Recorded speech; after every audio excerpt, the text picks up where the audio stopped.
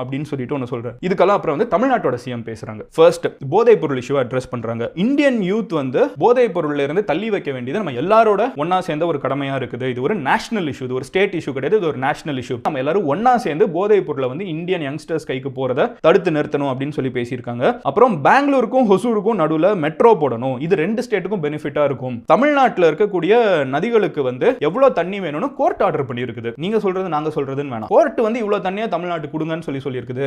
அந்த தண்ணியை கரெக்டா கொடுக்கணும். டீலிமிட்டேஷன், தமிழ்நாட்டுக்குன்னு இருக்கக்கூடிய பெர்சன்டேஜ் ஆஃப் எம்பிஸ், தமிழ்நாட்டோட ரெப்ரசன்டேஷன் பார்லிமெண்ட்ல as a பெர்சன்டேஜா வந்து ஒரு துளி கூட கம்மியாயிடக்கூடாது. அதுக்கான சட்டம் வந்து உருவாக்கப்படும். ஒரு 25 வருஷமும் பஞ்சாயத்தா இல்லாம இருக்கிறதுக்கு எப்பவுமே தமிழ்நாட்டோட percentage of representation in parliament என்னைக்குமே ஃபிக்ஸடா இருக்கணுங்கிற ஒரு சட்டம் பாஸ் பண்ணப்படணும்னு சொல்லிட்டு நீட் வந்து பேன் செய்யப்படணும் அப்படிங்கிற விஷயத்தெல்லாம் பேசியிருக்காங்க. இதுதான் வந்து இப்போ நடந்திருக்கிற மீட்டிங்கோட முக்கியமான கோல். உங்க ஃப்ரெண்ட்ஸ் யாருக்காவது இதை நீங்க ஷேர் பண்ணணும், இப்படி ஒன்று நடந்திருக்கு அப்படின்னு நினைச்சீங்கன்னா ஃபீல் ஃப்ரீ